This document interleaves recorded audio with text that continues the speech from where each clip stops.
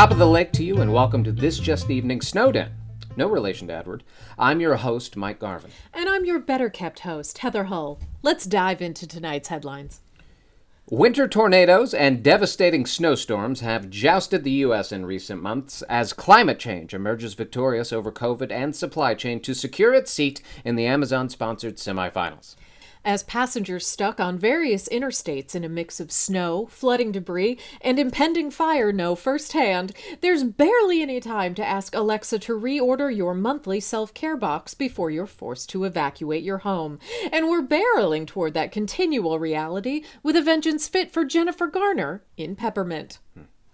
A Facebook whistleblower has alleged that the company knowingly allowed misinformation to spread across its platforms, with company research showing that when users engage while angry, Facebook profits at a higher rate. Internal data also shows that users are most angry when Facebook flags pictures of them taking a poop on Nancy Pelosi's desk, otherwise known as a Pelosi plop. On the Magnolia home front, Chip and Joanna Gaines have found a new home and many paint buckets full of gold coin for their silos worth of content on Discovery Plus, where viewers can also access specialty channels like Food Network, TLC, and the HBIC, HGTV. And by viewers, we mean mothers who like it when affable contractors say project. The International Consortium of Investigative Journalists has recently released documents exposing the financial secrets and offshore accounts of many global heads of state. So you better check yourself, former Prime Minister and Mrs. Former Prime Minister Tony and Cherie Blair. The House of ICIJ has the receipts. In national news, multiple examples of escalating public violence, devastating climate events, and crumbling social structures in the United States have many astrologers pointing to signs of the nation's current Pluto return. As for the first time in our country's history, the tiny planet comes back to the exact same point it was at in the sky during America's birth in 1776. For millennials out there, a Pluto return is sort of like a Saturn return, but instead of learning how to eat kale and pay your bills on time, you watch your vision board explode into dust as the zombies emerge from below and remove all traces of potable water every 248 years or so. For more on the U.S. Pluto return, we turn to our senior mundane astrological correspondent, Mr. Mischief. Mischief?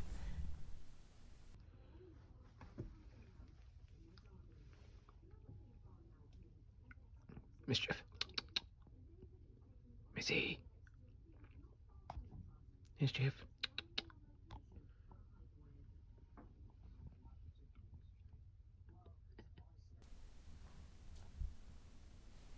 I guess he's not a believer. The solar system works if you work it. But what if you twerk it? I do twerk from home these days.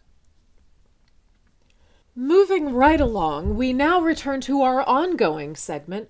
How do you think that head of state wakes up in the morning? And our dignitary this evening is none other than helicopter grandparent and our current president, Mr. Joseph Robinette Biden Jr. So Heather, how do you think Joe Biden wakes up in the morning? Joe Biden wakes up like it's 1775 and he just heard Paul Revere yelling the redcoats are coming for his ice cream cone. Joe Biden wakes up like the day after a COVID vaccine is the stuff of myth, not man. Joe Biden wakes up like Ari Gold gets off an elevator, fists out and screaming for someone named Lloyd. Joe Biden wakes up like he just heard the Amtrak train whistle, but joke's on you, that's his tinnitus. Joe Biden wakes up like it's the grand opening of Scranton's first hometown buffet, and he's been sleeping outside those front doors all night. Joe Biden wakes up like someone he cares about just yelled, "Popcorn emergency!" Joe Biden wakes up like his day trip got canceled due to weather, but he just learned there's a 227 marathon on Antenna TV. Manifested. Joe Biden wakes up like Richard Branson told him he could still see the Earth if he wanted to keep his Ray-Bans on aboard Virgin Galactic. Speaking of exploring some space, we turn our eyes towards Perseverance and Ingenuity, NASA's tag team of explorer bots, as they continue to make history on the raddest of reddest planets, Mars. For nearly a year, the one-ton rover Perseverance and its little helicopter compatriot Ingenuity have called Mars's Jezero crater home, just a mere 170 million miles away from Earth. They've spent the time diligently seeking signs of ancient life on the planet by collecting atmospheric noise, landscape images, and soil data, all the while streaming it back to NASA for what I'm assuming is $9.99 a month with commercials. And this just evening in has gained an exclusive interview with the pair tonight. Direct from Mars, welcome Perseverance and Ingenuity.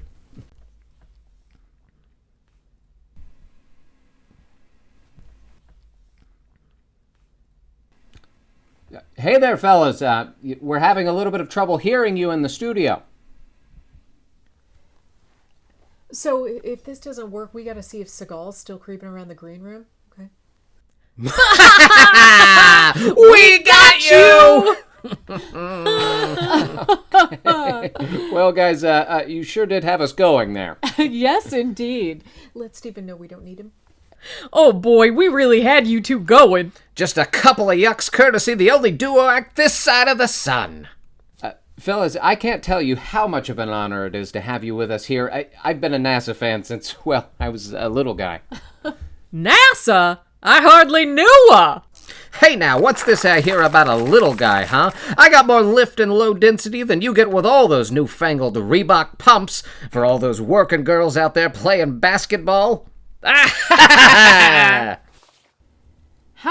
is your mission going? Gentlemen, are you gathering lots of Martian material?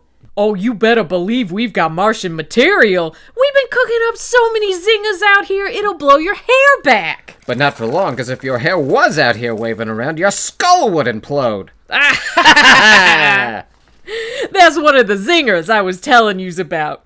But boy, oh boy, this is a real cush job. Aside from getting here, oi, the travel! We take some pictures, I roll around, Ingy buzzes up the dust, and then they literally force us to get a full night's sleep when it gets dark. I tell ya, compared to Earth, this is living. Speaking of life, guys, have you found any signs of life on Mars yet? Not yet. So far, this place is as lifeless as Percy's ex-wife. Hey, Tinkerbell, why don't you cull your gullet and quit being a bum? Hey, now, who you calling a bum? You're the bum! No, you're the bum! What is happening?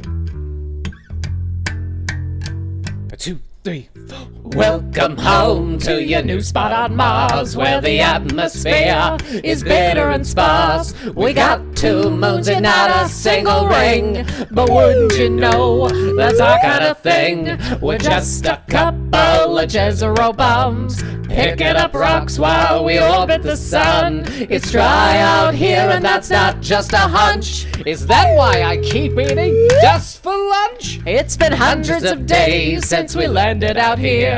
Who needs a bowl game when you can't get a beer? There aren't any ladies, but it's not so bad. We leave the seat up like unhousebroken lads. Just a couple of Jezero bums, recording space noise while we twiddle our thumbs, waiting for signals from our boys Houston side. If we see China's rover, we scoot off and hide. Just a couple of Jezero bums, busting some balls while we sift through space crumbs. Friends forever with frolic and mirth. Why would we ever want to go back to Earth? Just a couple of Jezero bums, heading down Crater Way.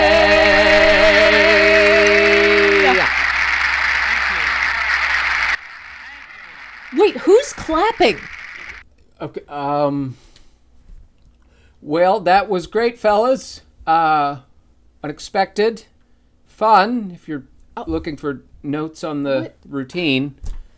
Okay. Well, it looks like we have lost our connection to Mars's dynamic duo, Perseverance and Ingenuity. Well, our thanks to NASA for just, making some really neat stuff. Now it's time to check in with our international arts and leisure correspondents, the Dante's Peak Men's Chorus, who have gone from Heat, the musical, to Cold, the immersive experience based on the 1993 Ethan Hawke film Alive, based on the 1974 Piers Paul Reed book Alive, based on the true story of the 1972 Uruguayan rugby team's attempt to stay alive following a plane crash in the Andes. This Just Evening In has been granted exclusive first-look access to the footage from the Alive project, and we are lighting the beacons with excitement to share it here with you tonight. It has been a tortured return for the chorus, however, as many viewers may recall the tumultuous climate between members on full display at the Luigi's 6th Annual Summer Celebration Parade.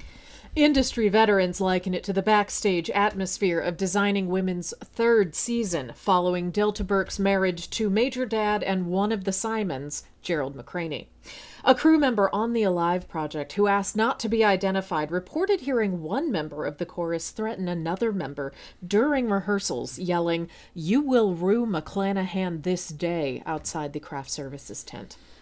But regardless of behind-the-scenes drama, you can always count on the Dante's Peak Men's Chorus to bring the real drama to the stage, or, in this case, to the deep heart of the snowy Andes Mountains. Let's take a peek.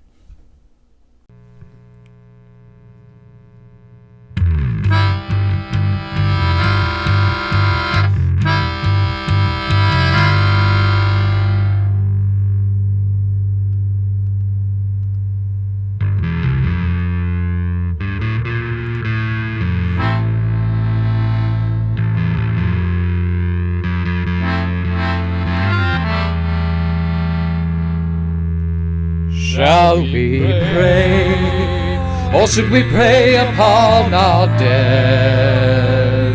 We'd be alive, but without our renaissance.